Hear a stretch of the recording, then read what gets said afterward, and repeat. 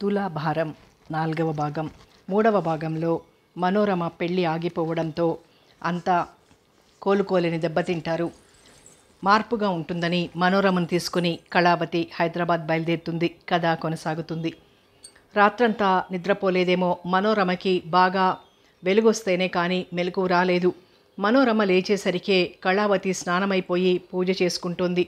మనోరమ సిగ్గుపడిపోయింది. వెళ్ళి గబగబా ముఖం కడుక్కుని వచ్చింది. మనోరమ మొహం కడుక్కుని వచ్చేసరికి చింటూ కప్పుతో కాఫీ తీసుకొచ్చి రమకిచ్చాడు.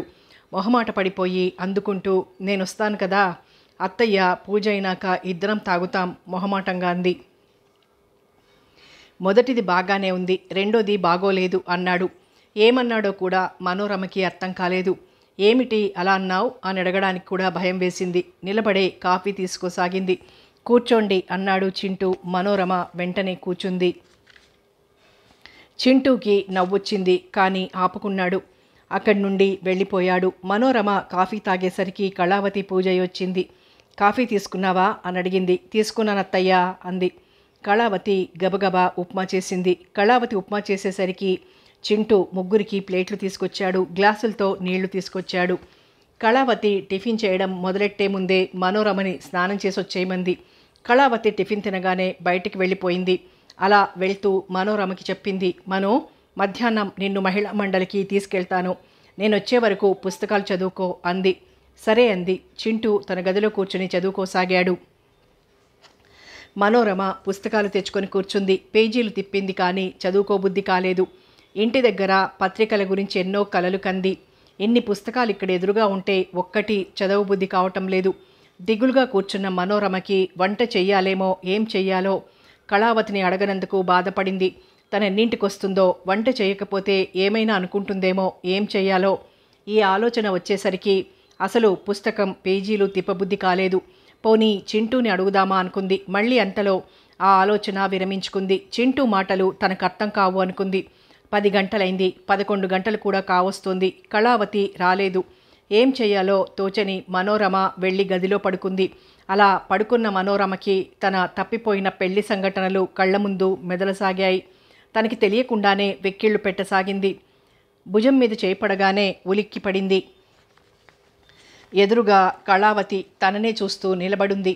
కళావతిని చూస్తూనే దిగ్గున లేచి కూర్చుంది. ఏం చేస్తున్నావు? ఏమీ ఎరగనట్టే అడిగింది. చప్పున కొంగుతో ముఖం కళ్ళు తుడుచుకుంటూ, ఏం లేదు, ఏం తోచకపోతేనో అంది లేచి నిలబడుతూ. ఏం తోచకపోతే పుస్తకాలు చదువుకోమన్నాను కదా. మనోరమ తలదించుకుంది. రా భోజనం చేద్దాం అనేసి వెళ్ళిపోయింది. మనోరమ ఆమెని అనుసరించింది. వీళ్ళు డైనింగ్ హాల్లోకి వెళ్ళేసరికి చింటూ ప్లేట్లో పెడుతున్నాడు. మనోరమకి చాలా సిగ్గుగా అనిపించింది.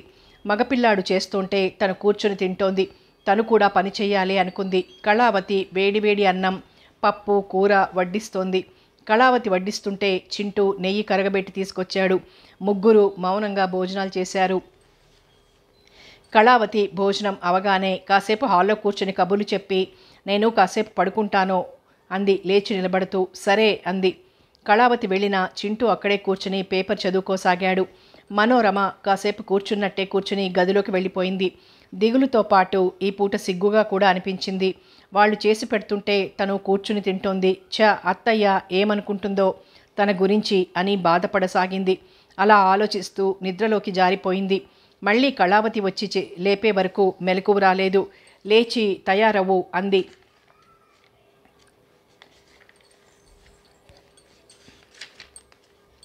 మనోరమకి ఇష్టం లేదు, కానీ రానంటే ఏమంటుందోనని లేచి తప్పనిసరిగా తయారైంది. లోపల చాలా భయంగా ఉంది. అందరూ తనకేసి ఎలా చూస్తారో, హేళనగా చూస్తారేమో, ఈ అమ్మాయికే పెళ్ళి తప్పిపోయిందని. చూడు మనో, ఉలికిపాటుగా తలెత్తింది. నువ్వు ఇలా రావటం కాదు, నీకు రాత్రే చెప్పాను ఎలా ఉండాలో బాగా గుర్తుపెట్టుకో. పాలెంలో జరిగిన సంఘటన అక్కడే వదిలేయాలి. ఇక్కడ ఆ విషయం ఎవరికీ తెలియకూడదు. ఎవరికీ తెలియకూడదు అంటే నువ్వు ఇలా ఉండకూడదు. 15 గంటలో నువ్వు తయారైపోవాలి. మనోరమ తప్పనిసరిగా తయారైంది. మనసులో బిక్కుబిక్కుమంటూ ఉంది. కళ్ళల్లో నీళ్లు తిరిగిపోతున్నాయి. అందరికీ తన పెళ్ళి ఆగిపోయినట్టు తెలిసిపోతుందన్న భయం, అవమానాన్ని ఎదుర్కోవడానికి ధైర్యం చాలటం లేదు. అరచేతుల్లో ప్రాణాలు పెట్టుకుని ఎలాగో హాల్లోకి వచ్చింది. అలా వచ్చిన మనోరమని చూసి ఆశ్చర్యపోయింది. నీలం రంగు మీద ఆకుపచ్చ ఆకులు, ఎర్రని పిచ్చి పిచ్చి పూలు, అదే నీలం జాకెట్టు. వెళ్ళి వెంటనే మార్చేయమని చెప్పాలనుకుని అంతలో నిదానించి ఆలోచించింది. లేచి దగ్గరగా వచ్చి భుజం మీద చేయి వేస్తూ అంది, చూడు మనో, నువ్వు చాలా హుషారుగా ఉండాలి. ఇప్పుడు అక్కడ చూస్తావు కదా అందరూ ఎంత చలాకీగా ఉంటారో. ఇంకొక విషయం ఎప్పటికీ మర్చిపోకు, నీ పెళ్ళి ఆగిపోతే నేను తీసుకొచ్చినట్టు ఎవరికీ తెలియకూడదు. నేను సరదాగా నిన్ను తీసుకొచ్చినట్టే అందరూ అనుకోవాలి. అలా అనుకోవాలంటే నువ్వు ఇలా ఉండకూడదు. ఇప్పుడు నిన్ను ఇలా ఎవరు చూసినా చెప్పకుండానే అసలు సంగతి గ్రహించేస్తారు. అసలు గ్రహించినా ఏం తప్పులేదు తెలుసా, కానీ నీకా ధైర్యం లేదు కాబట్టి నీకు ఇన్ని చెప్పాల్సి వస్తోంది. మనోరమ అన్నింటికీ మౌనమే సమాధానం. మనసులో ఉండే ఆ భయాన్ని కళావతి ఎంత ఉత్సాహపరిచినా పోగొట్టుకోలేకపోతోంది. అసలు కుదరక ఆ పెళ్లి పీటల వరకు వచ్చి ఆగిపోతే ఎందుకు బాధగా, భయంగా, సిగ్గుగా ఉండదు అనుకుంది మనోరమ. ఆ బాధలు లేని వాళ్ళు ఎన్నైనా చెప్తారని కూడా అనుకుంది. మనోరమ కళావతి వెనకాలే మౌనంగా నడిచింది. ఇద్దరూ బయటికి వచ్చారు. అక్కడికి 2 కిలోమీటర్లుండే మహిళా మండలికి కళావతి నడిచే వెళ్ళిపోతుంది. ఇప్పుడు మనోరమ ఉండడంతో ఆటో మాట్లాడింది. ఆటోలో వెళ్తుంటే దారిలో అవి ఇవి చూపిస్తోంది. ఇది హాస్పిటల్, ఇది పెద్ద నర్సింగ్ హోమ్, ఇది బేకరీ, ఇది సర్క్యులేషన్ లైబ్రరీ, మనకి కావలసిన పుస్తకాలు ఇక్కడ తెచ్చుకోవచ్చు, ఇలా అన్నీ చూపించి చెప్తోంది. మనోరమ బుర్రకేమీ ఎక్కడం లేదు, తల ఊపుతోంది. తన సంగతి అందరికీ తెలిసిపోయినట్టు వాళ్ళ మధ్యకి ఎలా వెళ్లాలన్న భావంతో గిలగిల్లాడుతోంది. ఆటో ఆగగానే ఆటో అతనికి పైసలిచ్చి దిగు అనే వరకు మనోరమ అలాగే కూర్చుంది. మెల్లగా కళావతి వెనకాలే లోపలికి అడుగుపెట్టింది. కళావతికి అందరూ నమస్కారం పెడుతున్నారు. తిరిగి కళావతి నమస్కరిస్తోంది. ఆ హాల్లో చాలామంది ఉన్నారు. చాలా కుట్టు మిషన్లు ఉన్నాయి. కళావతికి నమస్కరించి వెంటనే వారి వారి పనుల్లో నిమగ్నమైపోయినారు. కొందరు బట్టలు కుడుతుంటే మరికొందరు మిషన్ ఎంబ్రాయిడరీ చేస్తున్నారు. ఇంకొంతమంది బట్టలు కత్తిరిస్తున్నారు. కళావతి టేబుల్ ముందు కుర్చీలో కూర్చుంది. పక్క కుర్చీలో మనోరమని కూర్చోమంది. మనోరమ బిక్కుబిక్కుమంటూ కూర్చుంది. చాలామంది మనోరమ ఎవరా అని చూడసాగారు. నా మేనకోడలు మనోరమ. మనోరమ గుండెలు దడదడలాడాయి. సరదాగా తీసుకొచ్చాను, తను ఎప్పుడు ఎక్కడికి వెళ్ళలేదు, కొత్త అంది.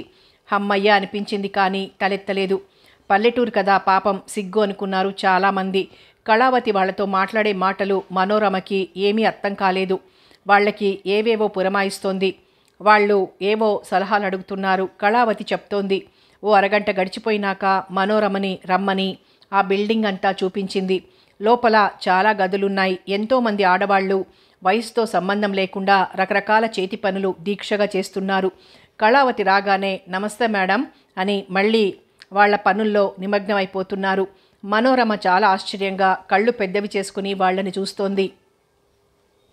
కొంతమంది ఫ్యాషన్గా ఉంటే కొంతమంది అతి మామూలుగా ఉన్నారు. వైరుతో, పూసలతో, పనికిరావు అది పారేయొచ్చు అన్న వస్తువులతో వారి వారి నైపుణ్యాన్ని బట్టి రకరకాల చేతి పనులు చేస్తున్నారు. కళావతి అదే కాంపౌండ్లో ఉన్న ఇంకో బిల్డింగ్లోకి తీసుకెళ్ళింది. అక్కడ చాలామంది ఉన్నారు. అక్కడ ఇలా చేతి పనులు చేయడం కాదు, అప్పడాలు, వడియాలు, విస్తళ్ళు కుట్టడం, తినుబండారాలు చేయడం లాంటివి చేస్తున్నారు. అక్కడ 30 ఏళ్ల వయసు నుండి 60 ఏళ్ల దాటిన వారి వరకు ఉన్నారు. తర్వాత ఆ బిల్డింగ్ వెనక్కి తీసుకెళ్ళింది. అక్కడ పెద్ద తోటలా ఉంది. అక్కడ అన్ని కూరగాయల మొక్కలు, ఆకుకూరల మడులే ఉన్నాయి. ఒక మందార, నందివర్ధనం, గన్నేరు, నిత్యమల్లి మినహాయించి మరే పూల మొక్క అక్కడ లేదు. పొట్లకాయలు, బీరకాయలు గుత్తులు గుత్తులుగా వేలాడుతున్నాయి. ఇవి నీకేం కొత్త కాదు, మీ పొలం దగ్గర ఉండనే ఉన్నాయి కదా అంది నవ్వుతూ. తను నవ్వింది కానీ దేని గురించి ఆమె అడగలేదు. ఎవరు తన గురించి పెళ్ళయిందా లాంటి మాటలు అడగకపోవడంతో కొంచెం ధైర్యం కలుగుతోంది. అదే పాలెంలో అయితే అందరూ అడిగేవారనుకుంది. ఇక్కడ ఒక్కరు కూడా అడగలేదంటే అత్తయ్య ముందయ్య చెప్పేయలేదు కదా, అందుకే అందరూ అలా చూశారేమో, అంతే అయ్యుంటుంది. కానీ అత్తయ్య ఆ సంగతి ఎవరికీ తెలియకూడదు అందిగా. ఇక్కడెవరు అలా అడగరేమో, అడగకపోతే బాగుండును అనుకుంది. వెనక్కి వస్తూ అడిగింది, నీకు ఇక్కడ ఏది నచ్చింది అని. అంటే నచ్చడం అంటే ఏమిటో అర్థం కాలేదు. ఆ బిల్డింగ్లో మిషన్లు కుడుతున్నారు, చేతి పనులు చేస్తున్నారు. ఇక్కడ చూసావు కదా, అప్పడాలు, రకరకాల వడియాలు, విస్తళ్ళు, తినుబండారాలు తయారు చేస్తున్నారు. ఈ రెండింటిలో నీకు ఏ పనులు బాగా నచ్చాయి? మనోరమనే చూస్తూ అడిగింది. ఏమో అత్తయ్య, నాకేం తెలీదు మెల్లగా అంది. ఇలాంటి పనులు నీకు ఇంటి దగ్గర చాలా పరిచయమే, అందుకు నీకు కొత్తగా అనిపించట్లేదు. కానీ ఇక్కడ రకరకాల చేతి పనులు నీకు బాగా నచ్చే ఉంటాయి కదూ. చేతి పనులంటే మనోరమకి ఇష్టమే కనుక. అవును, నాకు చాలా ఇష్టం. కానీ అక్కడ వచ్చిన ఇంకొకరికి నేర్పరు అంది మెల్లగా. ఇక్కడ అన్నీ నేర్పుతారు కానీ డబ్బు కట్టాలి. వాళ్ళు శ్రద్ధగా నేర్చుకుని తర్వాత అన్నీ తయారు చేసి అమ్మి డబ్బు సంపాదించుకుంటారు.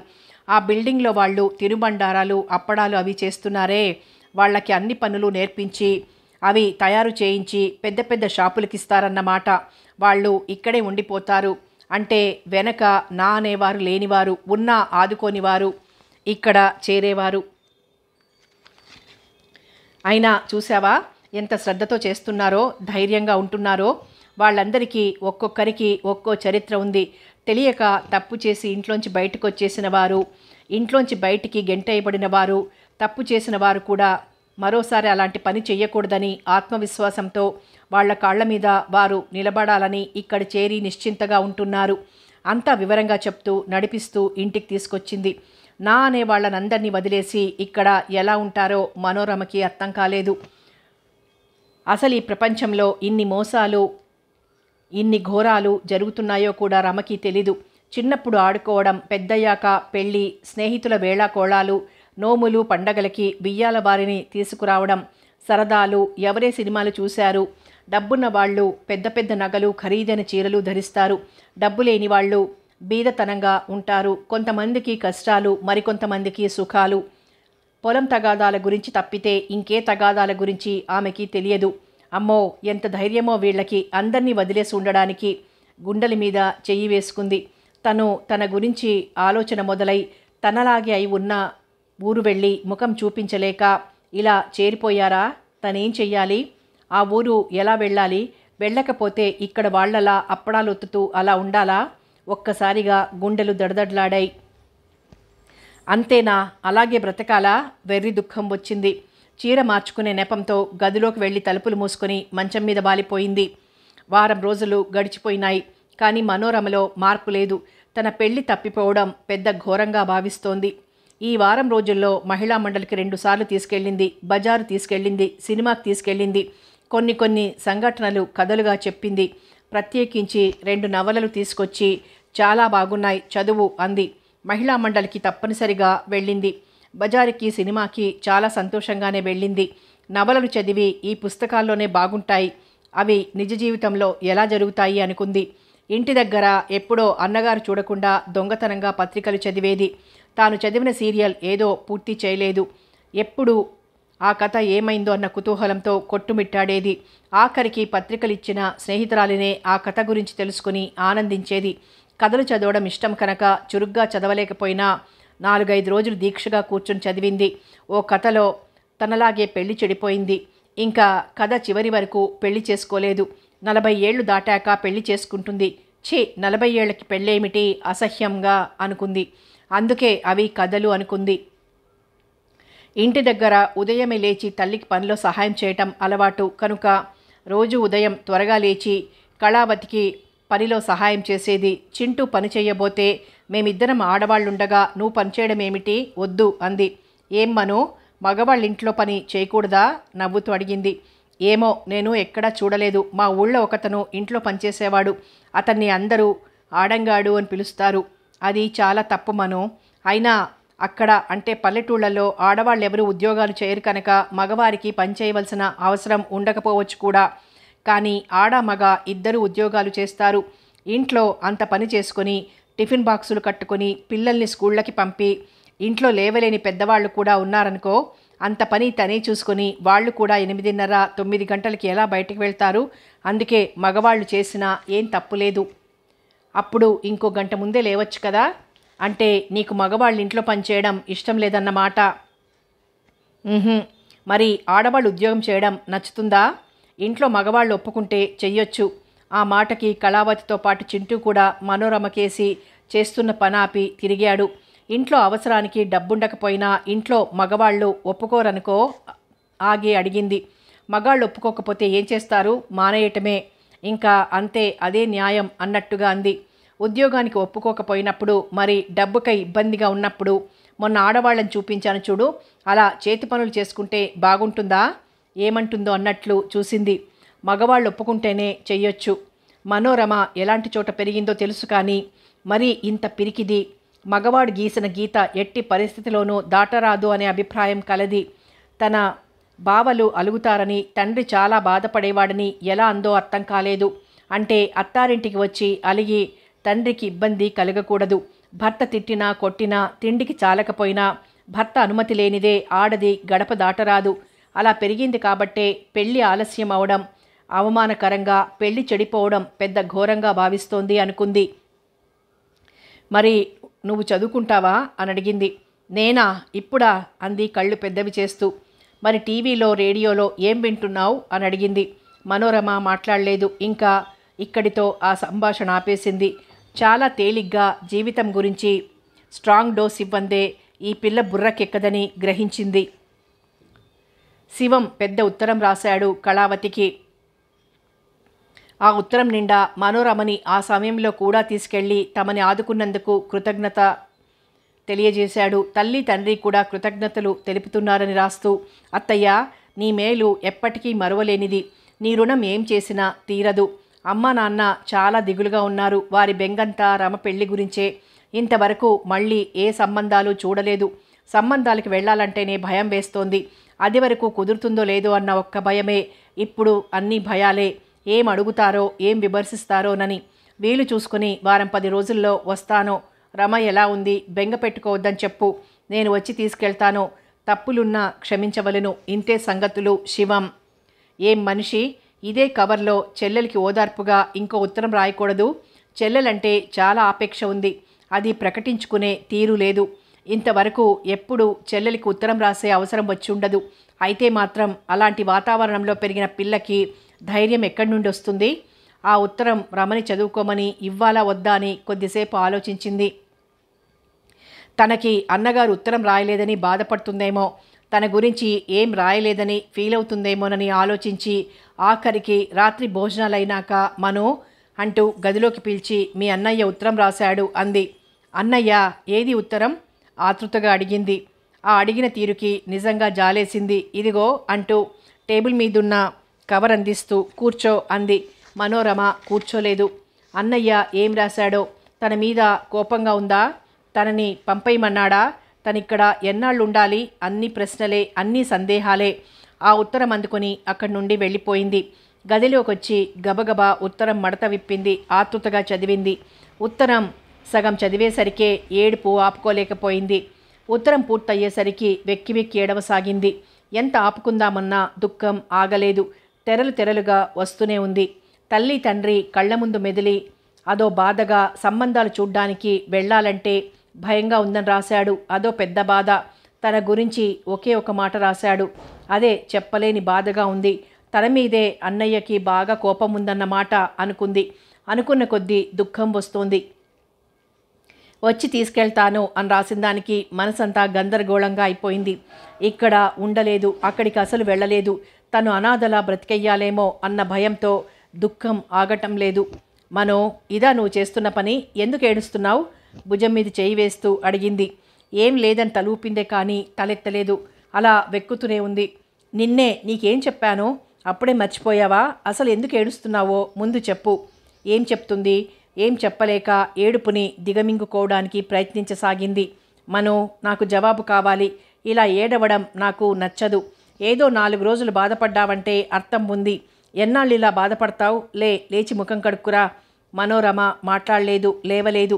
లేచి వెళ్ళి ముందు ముఖం కడుక్కో. ఆలస్యం చేయడం నాకు నచ్చదు. ఆ గొంతులో కమాండింగ్కి అదిరిపడి లేచి వెళ్ళింది. ముఖం కడుక్కొని నా గదిలోకి రా అనేసి వెళ్ళిపోయింది. మనోరమ ముఖం కడుక్కొని కళావతి గదిలోకి వచ్చేసరికి కళావతి టేబుల్ ముందు కుర్చీలో కూర్చునుంది. ఇంకో కుర్చీ ఆమెకు ఎదురుగా ఉంది. మనోరమ రాగానే కూర్చో అంటూ కుర్చీ చూపించింది. రమ కూర్చోగానే టేబుల్ మీదున్న పాల గ్లాసుల మీద మూతలు పక్కన పెట్టి మనోరమనికి ఓ గ్లాస్ ఇవ్వబోయింది. వద్దు, నాకు అలవాట్లేదు. అలవాటు లేకపోతే ఏం, చల్లారిపోతాయి, ముందు తీసుకో అంటూ బలవంతంగా చేతిలో పెట్టి పాలు తీసుకున్నాక నీతో మాట్లాడాలి, తీసుకో అంది. తప్పనిసరిగా తీసుకుంది. ఇప్పుడు చెప్పు, మీ అమ్మని నాన్నని చూడాలనుందా అని అడిగింది. మనోరమ శాంతం తలదించేసుకుంది. కళ్ళల్లో ఆపుకుందామన్నా నీళ్లు తిరిగాయి. శివం వారం 10 రోజుల్లో వస్తానని రాశాడు కదా, నీకు బెంగగా ఉంటే నేను తీసుకెళ్లి దిగబెడతాను. ఆ మాటకి దిగ్గున తలెత్తి భయంగా చూసింది. నేనేమీ అనుకోను. మీ అమ్మని నాన్నని వదిలి ఇన్నాళ్ళు ఎప్పుడు ఉండి ఉండవు. మీ అన్నయ్య వచ్చే వరకు ఉండలేకపోతే నేనొచ్చి దిగబెడతాను. ఆ ఊరు వెళ్ళాలంటేనే మనోరమకి భయంగా ఉంది. కానీ అమ్మ నాన్నని చూడాలనుంది.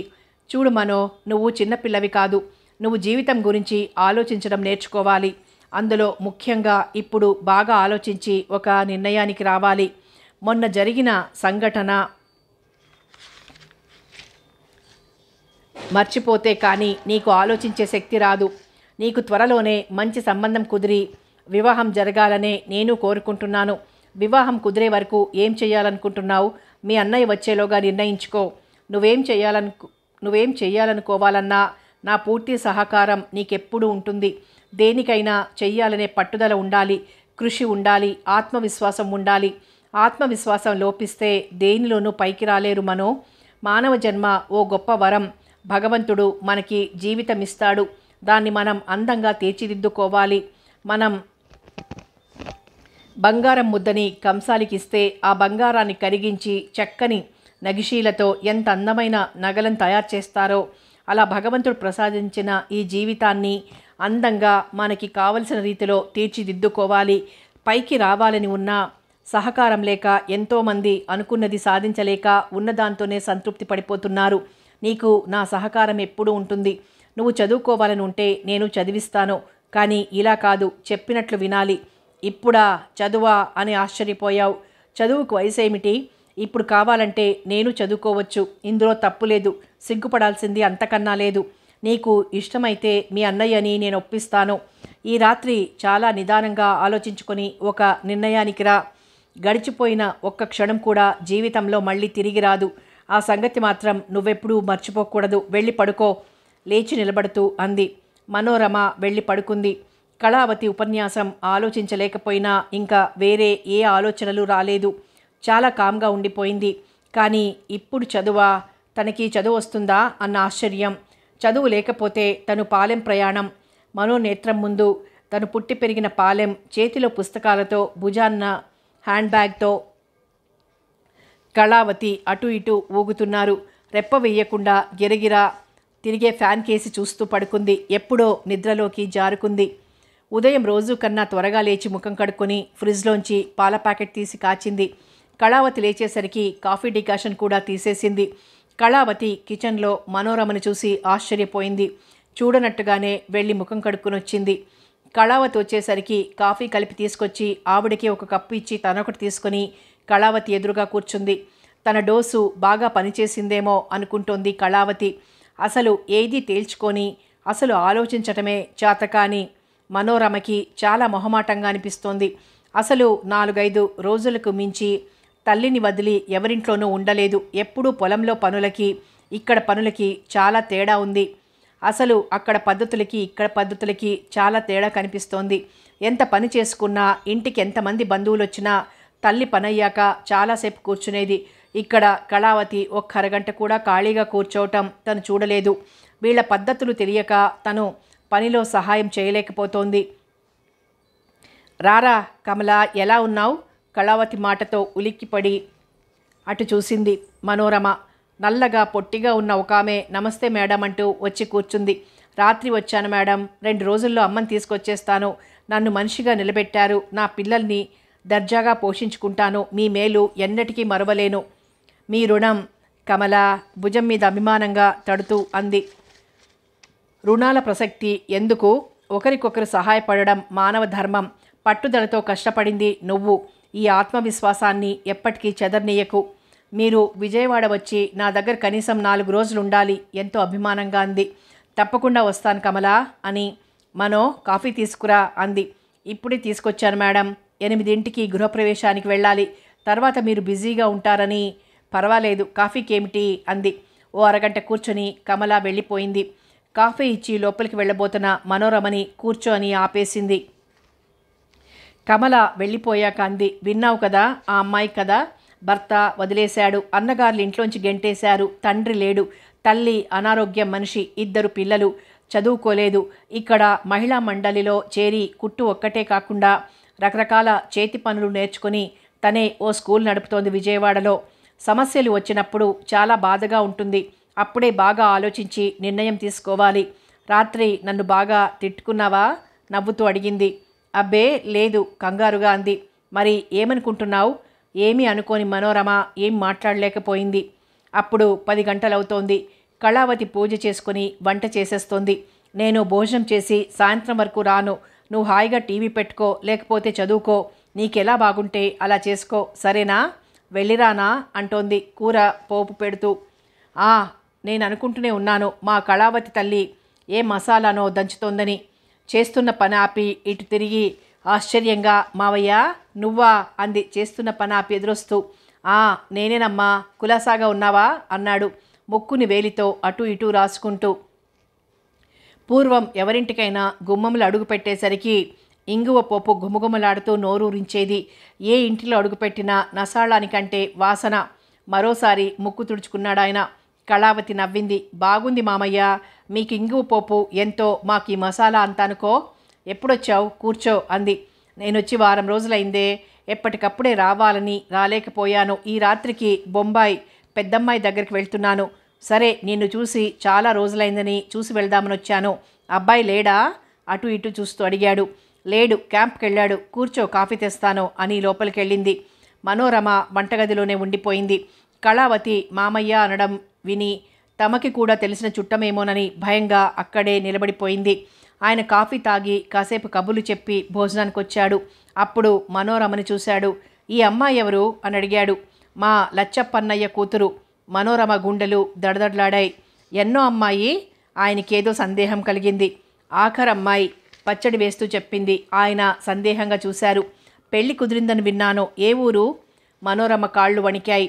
అక్కడి నుండి వెళ్ళిపోవడానికి గబగబా అడుగులు వేయసాగింది. కుదిరిన మాట నిజమే, కానీ అది మంచి సంబంధం కాదు, అందుకే ఆగిపోయింది అంటోంది.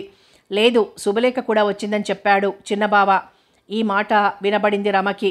అవును మామయ్య, నేను పెళ్లికనే వెళ్ళాను. వాళ్ళు పెళ్లికి తెరలొచ్చి మరో 2 ఎకరాల పొలం ఇస్తే కానీ చేసుకోమన్నారు. అంత ఎక్కడిచ్చుకుంటారు? అయినా పెళ్లికి తెరలు వచ్చి అలా పేచి పెట్టేసరికి వీళ్ళు విరమించుకున్నారు. నా దగ్గర 10 రోజులుంటుందని నేనే తీసుకొచ్చాను. నువ్వసలే ఝాన్సీ రాణివి, నీ అంతటి దానివి, చేసినా చేయగలవు నవ్వాడాయన. అది నీ అభిమానం మామయ్య అంది. ఆయనతో మాట్లాడుతోందే గాని కళావతి దృష్టి అంతా మనోరమ మీదే ఉంది. ఇంకా ఆ రోజు బయటకెళ్లే ప్రోగ్రాం క్యాన్సిల్ చేసుకుంది. అసలు మనోరమ వచ్చాక కళావతి చాలా పనులు కుంటుపడ్డాయి. విశ్రాంతి అంటే ఏమిటో తెలియకుండా చకచక అన్ని పనులు చేసుకునేది. విరామ సమయంలో ప్రముఖుల గ్రంథాలు తిరగేసేది. మనోరమ వచ్చాక పుస్తక పఠనం పూర్తిగా మూలపడిపోయింది. ఆయన భోజనం చేసి కాసేపు కూర్చొని వెళ్ళిపోయాడు. ఆయనకి 2 కూతుళ్ళు. ఒక అమ్మాయి హైదరాబాద్లో, మరొక అమ్మాయి బొంబాయిలో ఉంటారు. ఆయన వెళ్ళిపోగానే మనోరమ గదిలోకి వచ్చింది. కళావతి ఊహించినట్లుగానే మంచం మీద బోర్లా పడుకుంది. నాకు తెలుసు నువ్వేం చేస్తూ ఉంటావో. నిన్ను ఎంత ఉత్సాహపరచాలని చూస్తున్నానో నువ్వంత నిరుత్సాహంగా మారిపోతున్నావు. అసలు మాటిమాటికి ఎందుకిలా ఏడుస్తావు?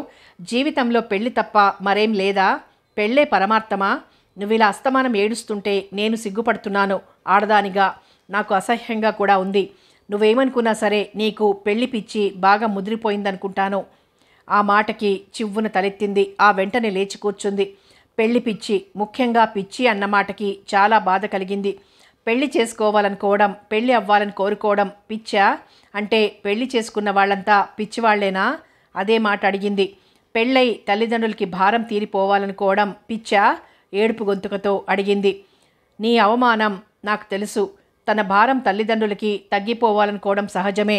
ఎన్నో కారణాల వల్ల పెళ్లి కాని అమ్మాయిలు ఎందరో ఉన్నారు ఈ ప్రపంచంలో. కానీ అందరూ నీలా ఇలా ఏడుస్తూ కూర్చోవటం లేదు. నీ పెళ్లి గురించి మీ నాన్న, అన్నయ్య కాళ్ళరిగేలా ఎంత తిరిగారో చూశావు. మీ బావలు నిన్ను ఎంత హేళన చేశారో చెప్పావు. ఆ పల్లెటూరిలో ఇంకా ఎన్నో మాటలు అనిపించుకునుంటావు. వీళ్ళందరికీ బుద్ధొచ్చేలా ధైర్యంగా ఎందుకు నిలబడలేవు? నిజంగా వాళ్ళ మాటలకి నీకు రోషం కలిగితే ఈ సమస్యని ధైర్యంగా ఎందుకు నిలబడి నీకు నచ్చిన వ్యక్తిని దర్జాగా పెళ్లి చేసుకునే స్థాయికి ఎదుగు. అది ఛాలెంజ్ అంటే.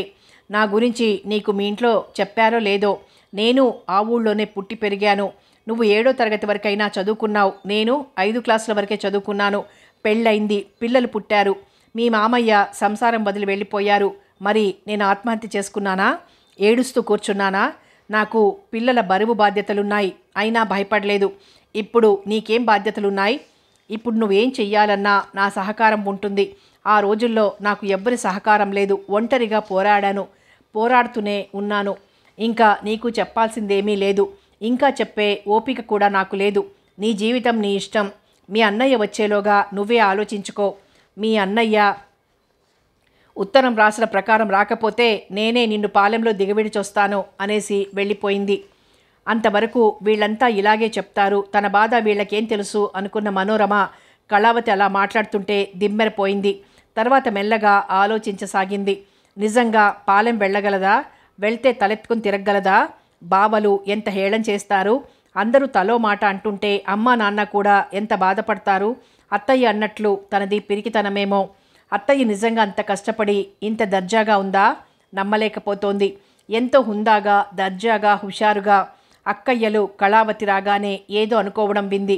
పెళ్ళవుతోందన్న సంబరంలో మనోరమలో సన్నగా నూలుదారమంత పట్టుదల చోటు చేసుకోనారంభించింది. అసలే నువ్వు ఝాన్సీ రాణివి, నీ అంత దాన్ని చేసినా చేయగలవు. ఉదయం వచ్చినాయన అన్న మాటలు చెవిలో సన్నగా రింగవుతున్నట్టున్నాయి. తనని అందరూ, ముఖ్యంగా బావగార్లు హేళనగా మాట్లాడే మాటలు గుర్తుకొస్తుంటే, తను పాలెం వెళ్తే వాళ్ళు మాట్లాడబోయే మాటలు ఊహించుకుంటుంటే నిజంగానే రోషం కలగసాగింది. మర్నాడు కళావతి చాలా హడావిడిగా ఉంది. అక్కడికొచ్చిన మనోరమ మెల్లగా అంది, అత్తయ్య. చెప్పు మను. చేస్తున్న పని ఆపకుండానే అంది. నేను పాలెం వెళ్ళను. ఎందుకో గుండెలు దడదడలాడినాయి. సరే అంది పని చూసుకుంటూనే. తెల్లబోయింది మనోరమ. తను అలా చెప్పగానే చాలా ఆశ్చర్యపోతుందని, చాలా ఆనందిస్తుందనుకుంది. నేను ఇక్కడే ఉండిపోతాను, మరి అన్నయ్యతో చెప్తావా? తప్పకుండా. మరి నీ మాట ఏమిటి? నువ్వెలా చెప్తే అలా చేస్తాను. ఆశ్చర్యాన్ని అణుచుకుంటూ ఇటు తిరిగింది కళావతి. తర్వాత అంది, మరి ఇక్కడుంటే నేను చెప్పినట్టు వినాలి. వింటాను. ముందు అర్జెంటుగా మానాల్సింది ఏడుపు. ఆ మరుక్షణం నీలో ఉన్న భయాన్ని నేను వదలగొడతాను. ఆ తర్వాత అన్నీ చక్కబడతాయి. నువ్వేది చేయమంటే అది చేస్తాను. పాలెం మాత్రం వెళ్ళను. సరే, నువ్వు ఇక్కడ ఉండడం నాకు ఇబ్బందేం లేదు. భుజం మీద చేయి వేస్తూ అంది. మరి ఇంట్లో పనంతా నేనే చేస్తాను తలదించుకుంటూ అంది. ఏం ఇక్కడ ఉంటున్నందుకా? పరిశీలనగా చూస్తూ అడిగింది. తలూపింది. అంత పని నేనే చేస్తాను. నీకు అలా ఇష్టమైతేనే చేస్తాను. ఈ ఇల్లు నీదే అనుకో. నువ్వు పిలిస్తే భోజనానికి వస్తాను, సరేనా? అంది నవ్వుతూ. మనోరమ చిరునవ్వు నవ్వుతూనే కళావతి చేతిలోని పనిని తను అందుకుంది. అమ్మో, గట్టిదానివే. అయితే నాకు బోల్డంత నిశ్చింత అన్నమాట అని అక్కడి నుండి వెళ్ళిపోయింది. మనోరమ ఆ ఇంట్లో ఇప్పుడు ఫ్రీగా తిరుగుతోంది. కళావతికి ఏ టైంలో ఏం కావాలో మనోరమకి అర్థమైపోయింది. కళావతి ఏమాత్రం ఆలస్యం చేయకుండా మనోరమ చేత చదువుకి శ్రీకారం చుట్టించింది. తనేదో పరీక్ష పాస్ అయిపోయి వృద్ధిలోకి వచ్చేస్తానని మనోరమ అనుకోలేదు.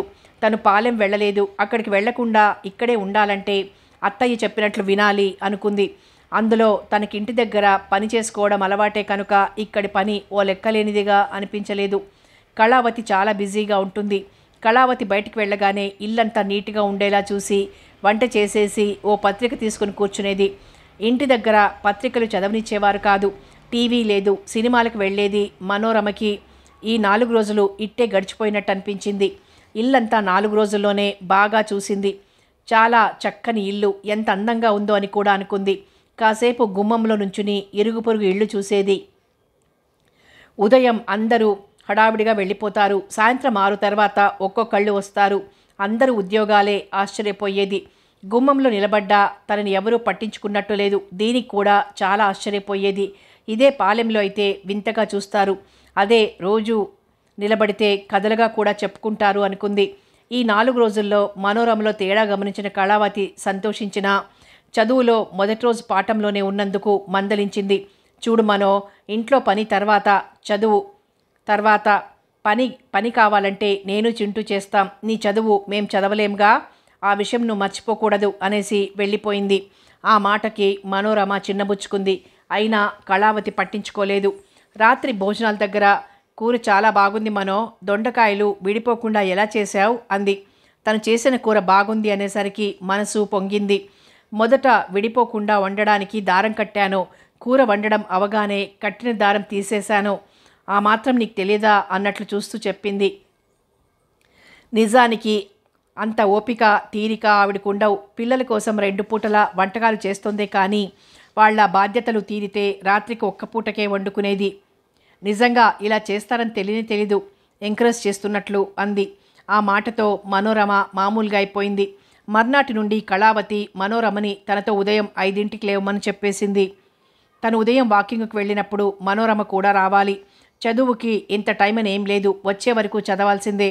ఉన్న విషయాల్లో నీ ఇష్టం, నవళ్ళు చదువుకో, టీవీ చూసుకో, లేకపోతే చేతి పనులు చేసుకో, దానికి నేనేం అడ్డురాను అనేసి వెళ్ళిపోయింది. ఉదయం 5ంటికి నిద్రలేచే అలవాటు మనోరమకి లేదు. ఇంట్లో పనిచేయటమే కానీ బయటికి వెళ్ళే అలవాటు లేదేమో. కళావతి వేగాన్ని అందుకోలేకపోయింది. అందులో కళావతి ఆ పూట మనోరమ కోసం చాలా స్లోగా కబుర్లు చెప్తూ మనోరమను ఎంకరేజ్ చేస్తూ నడవసాగింది. ఆ నడకనే మనోరమ అందుకోలేకపోయింది. నువ్వు చాలా గబగబా నడుస్తావత్తయ్యా అంది ఆయాసపడిపోతూ. అసలు ఇలా ఎందుకు తెల్లారగట్లే రోడ్లట్టుకు నడవాలో మనోరమకు అర్థం కాలేదు. చదువుకుంటే ఇలా నడవాలా అనుకుంది. చదువుకున్న వాళ్ళు తనకెవరూ నడిచేయమని చెప్పలేదే అని కూడా అనుకుంది. కళావతి రోజు ఉదయం వాకింగ్కు వెళ్తున్నట్లు మనోరమకి తెలియదు. గబగబానా, నీ కోసం ఈరోజు తప్పటడుగులు వేస్తున్నాను అంది. రోజు నడుస్తున్నావా? నడక మానేసి ఆగి కళ్ళు పెద్దవి చేసింది. నడక ఆపకు, రోజు నడుస్తాను. ఎందుకు? బాడీ మన కంట్రోల్లో ఉండటానికి. అయోమయంగా చూసింది. మన శరీరం మన చెప్పు చేతల్లో ఉండటానికి, పొట్ట పెరగకుండా ఉండటానికి. ఇంకా ఆశ్చర్యంగా చూసింది.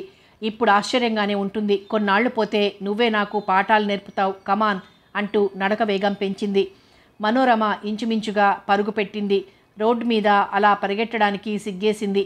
కొంత దూరం వచ్చేసరికి ఇంకా కొంతమంది అలా పరుగు పెడుతున్నారు, కొంతమంది నడుస్తున్నారు. అత్తయ్యకే కాదు, ఈ పిచ్చి ఇక్కడ చాలామందికి ఉందన్నమాట అనుకుంది. కళావతి వెళ్ళిపోయాక వంట చేసేసి బద్ధకంగా కూర్చుంది. చదువు కాదు, ఆఖరికి పత్రిక కూడా చదువుకోలేకపోయింది. ఒళ్ళంతా బరువుగా ఉన్నట్లు అనిపించింది. కాళ్ళు లాగేస్తున్నాయి. ఇంకా ఆశ్చర్యంగానే ఉంది. 50 ఏళ్ళు లేకపోయినా కనీసం 50కి దగ్గరగా వచ్చింది కదా. అత్తయ్య అంత తెల్లవారగట్లే పరిగెడుతుందా అని ఆశ్చర్యపోతోంది. అసలు రోజు అత్తయ్య బయటికెళ్ళి ఏం చేస్తుందో, కొంపదీసి మెల్లమెల్లగా అవన్నీ తనని చెయ్యమన్నది కదా. కాలింగ్ బెల్ మోగడంతో లేచి వెళ్ళి తలుపు తీసింది. భుజానికి బ్యాగ్తో, చేతిలో సూట్ కేసుతో 6 అడుగుల మనిషి గుమ్మంలో నిలబడున్నాడు. చేతిలో సామాను ఉండడంతో ఎవరో బంధువు అనుకుని 2 అడుగులు వెనక్కి వేసింది.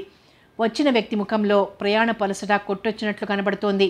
తలుపు తెరుచుకోగానే లోపల అడుగు వేయబోయిన వాడల్లా తలుపు తీసింది కొత్త వ్యక్తి అవటంతో కొద్ది క్షణాలు ఆగి లోపలికి అడుగేశాడు. ఈ చుట్టం ఎవరో అత్తయ్య కూడా లేదు.